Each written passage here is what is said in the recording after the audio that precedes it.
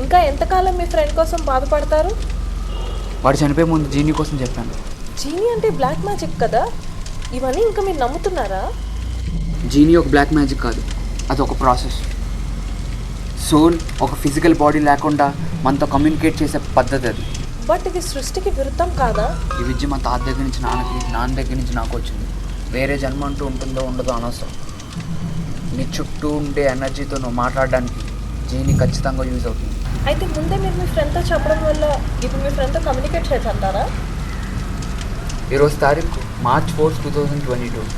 వాడు చనిపోయిన తర్వాత నన్ను ఈరోజు కలవమని చెప్పాను.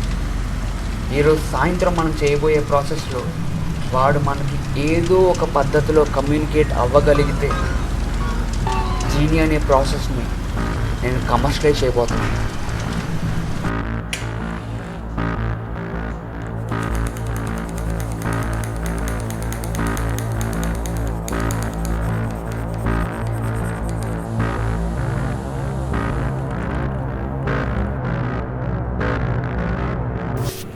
ఇదంతా ఒక బ్లాక్ మ్యాజిక్ సెట్ లానే ఉంది.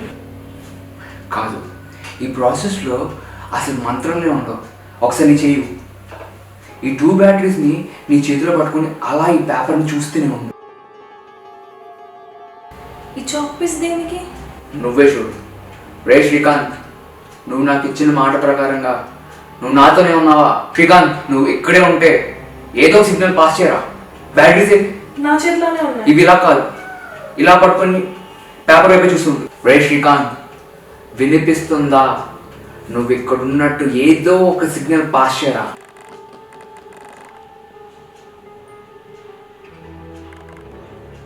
చాక్ పీస్ మూవ్ అవుతుంది.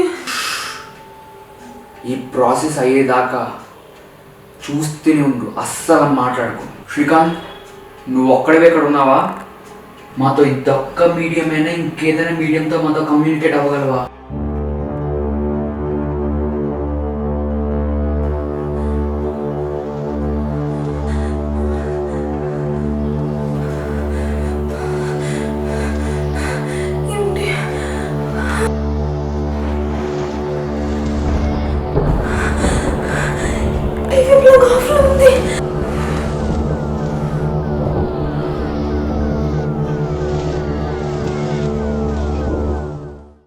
నేను షాక్ అవడం కరెక్టే, కానీ మరి మీరెందుకు? నువ్వు ఆ రోజు ఎక్స్పెరిమెంట్ చేస్తున్నప్పుడు గమనించవలేదు తెలియదు, కానీ నువ్వు ఒక్కడవే వచ్చావా అని అడిగితే చాక్ పీస్ ఆటోమేటిక్గా నో దగ్గరికి వెళ్ళింది. షిట్, ఇప్పుడు ఎలా? Very simple. ఈ జీనీ ప్రాసెస్ కోసం తెలిసిన సోల్స్ మాత్రమే మనతో ఇలా కనెక్ట్ అవ్వగలవు. అవును, మీ తాతగారు రాసిన పుస్తకం నేను చదివాను. అందులో ఆయన ఎలా స్టార్ట్ చేశారో ఏంటో రాయలేదు, కానీ మనకి స్టార్టింగ్ తెలిస్తే ఎండింగ్ మీద ఒక క్లారిటీ రావచ్చేమో. ఆ ఇనిషియల్ స్టోరీ ఏంటో నాకు మా నాన్నగారికి మాత్రమే తెలుసు. జీనీ ఇప్పుడుది కాదు.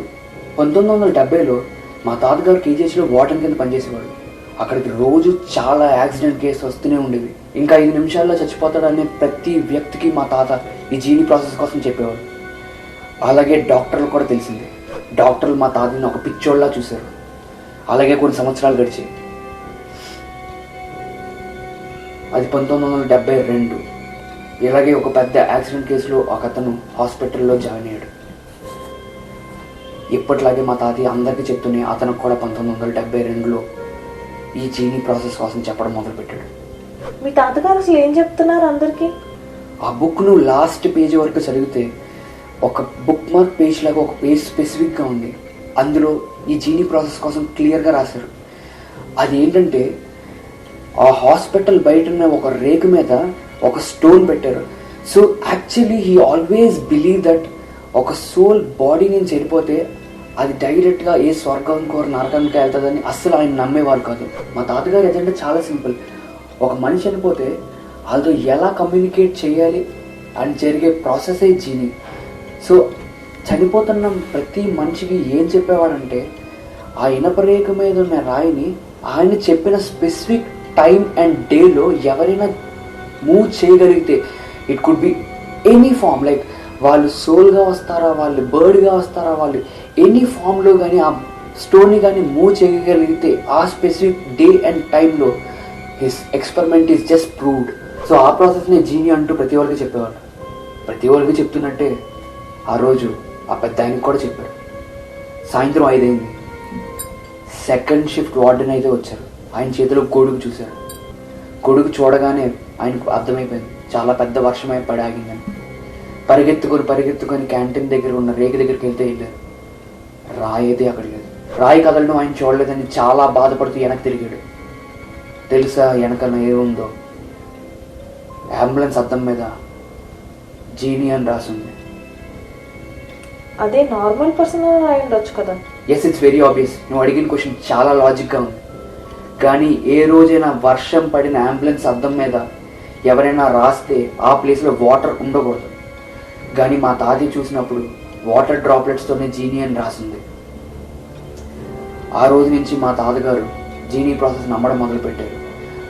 ఆ రోజు నుంచి ఆయన చేసే ప్రతి జీనీ ఎక్స్పెరిమెంట్ ఆ పుస్తకంలో రాశారు.